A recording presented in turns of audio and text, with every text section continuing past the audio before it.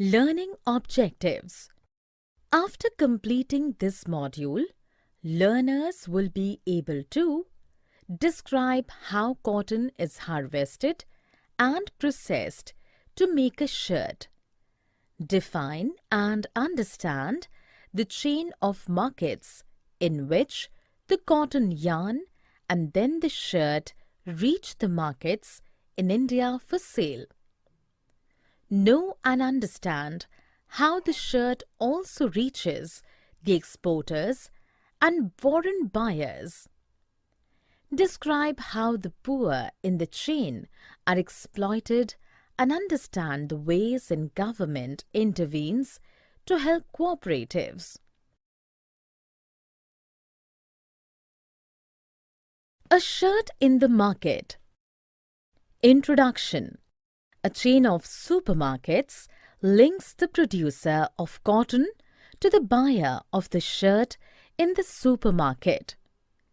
Buying and selling takes place at every step in the chain. A cotton farmer grows cotton on her small piece of land. When the bolls of the cotton plant ripen and burst, the farmer picks the cotton.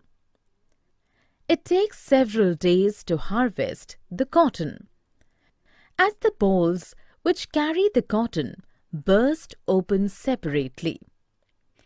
Once the cotton is collected, instead of selling it at the local cotton market, the farmer takes the harvest to the local trader. Cultivation of cotton requires heavy inputs of fertilizers and pesticides, and the farmers have to incur heavy expenses for buying these. At the beginning of the cropping season, the small farmers need to borrow money to meet these expenses, or to meet his household expenses when there is no income or during exigencies. The trader usually lends money to these small farmers to one condition of selling all the cotton to him alone. When the farmer brings the picked and cleaned cotton to him, the trader cuts the interest and principal loan amount from the total value of the cotton and gives very little to the farmer. The farmer does not protest much. Cloth market. A huge variety of cloth, including the cloth made by weavers in the villages around, is brought in a cloth market, like a road for sale. Buyers of the cloth include cloth merchants who have offices around the market and other traders from many South Indian towns. These traders have extensive contacts with garment firms around the country, from whom they get orders. These traders purchase the yarn, thread from other traders and farmers. The weavers who live in villages nearby take the yarn supplied by these traders to the power looms located in sheds adjacent to their houses. The traders keeps an account of the yarn given and pays them money for weaving this into finished cloth. The weavers and their families work for long hours on these looms. Sometimes the weavers themselves buy the yarn. Then they would have to arrange to sell it themselves too. Some weavers also bring cloth made on order from the merchant, who further supplies it on order to garment manufacturers and exporters around the country. This setup is an example of putting out system, whereby the merchant supplies the raw material and receives the finished product from the weavers. Based on the orders the merchant has received for cloth, he purchases and distributes the yarn to the weavers. He gives them instructions about the kind of cloth that is to be made, and they supply him the finished cloth.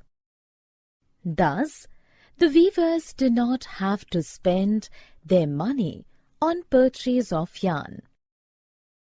Also, they do not need to bother about selling the finished cloth. However, they depend too much on the merchants both for raw material. Weaving and equality. The weavers themselves cannot know who they are making the cloth for or at what price it will be sold. Weavers invest all their savings or borrow money at high interest rates to buy looms costing 20,000 rupees each. Since the work on these looms cannot be done alone, the weaver and another adult member of his family work up to 12 hours a day to produce cloth. They earn about 3,500 rupees per month only for this. At the cloth market, the merchants sell the finished cloth to the garment factories at high prices. Thus, the market is more favorable to the merchants.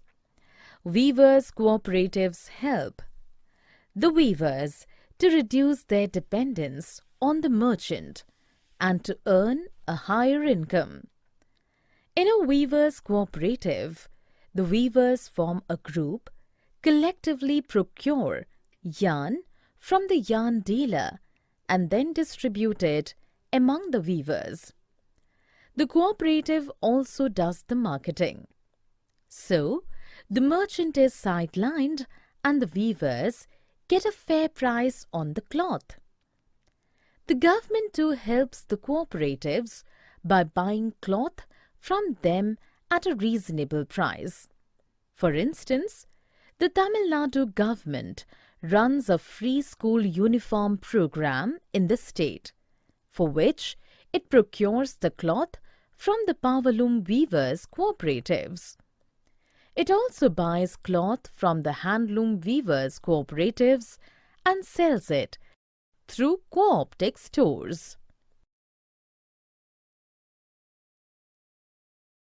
Garment exports. Let's say the Erode merchant supplies the cotton cloth produced by the weavers to a garment exporting factory near Delhi. This factory uses the cloth to make shirts. The shirts are then exported to foreign buyers. These foreign buyers include chains of stores from the US and Europe. These large stores do business strictly on their own terms. They demand the lowest prices from the supplier and also set high standards for quality of production. Timely delivery is also expected and any defects or delay is handled strictly. Faced with such pressures from the powerful buyers, the garment exporting factories try their best to meet the conditions and hence cut costs. They get the maximum work out of the workers at the lowest possible wages. Workers' wages are fixed according to their skills. Most of the workers are women who get jobs as helpers for thread cutting, buttoning, ironing and packaging for less pay. Many of the workers are also temporary. That is, if a worker is not needed, he or she can be asked to leave. This way, the exporters maximize their own profits and also supply the garments to foreign buyers at a cheap price.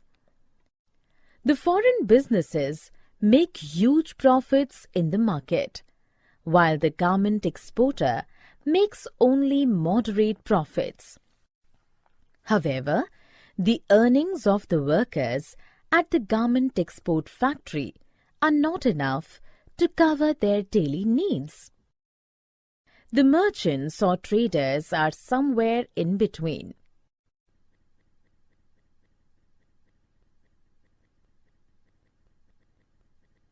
Thus, not everyone gains equally in the market. Democracy is also about getting fair wages in the market. On one hand, the market offers people opportunities. Summary. Let us summarize what we have learned. A chain of markets link the producer of cotton to the buyer of the shirt in the supermarket. Buying and selling takes place at every step in the chain. Cultivation of cotton requires heavy inputs of fertilizers and pesticides, and the farmers have to incur heavy expenses for buying these. Because of this, he has to sell the cotton to a trader at below par prices. A huge variety of cloth, including the cloth made by weavers in the villages around, is brought in a cloth market, like Erode for sale. Buyers of the cloth include cloth merchants who have offices around the market and other traders from many South Indian towns. An example of putting out system is whereby the merchant supplies the raw material and receives the finished product from the weavers. Weavers invest all their savings or borrow money at high interest rates to buy looms costing 20,000 rupees each. In a weavers' cooperative, the weavers form a group, collectively procure yarn from the yarn dealer and then distribute it among the weavers. The government sometimes helps the cooperatives by buying cloth from them at a reasonable price. It procures the cloth from the powerloom weavers' cooperatives. It also buys cloth from the handloom weavers' cooperatives and sells it through co-optic stores.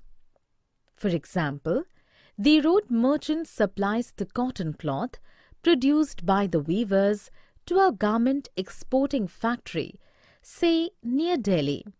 This factory uses the cloth to make shirts. The shirts are then exported to foreign buyers. On one hand, the market offers people opportunities for work or to sell things that they grow or produce.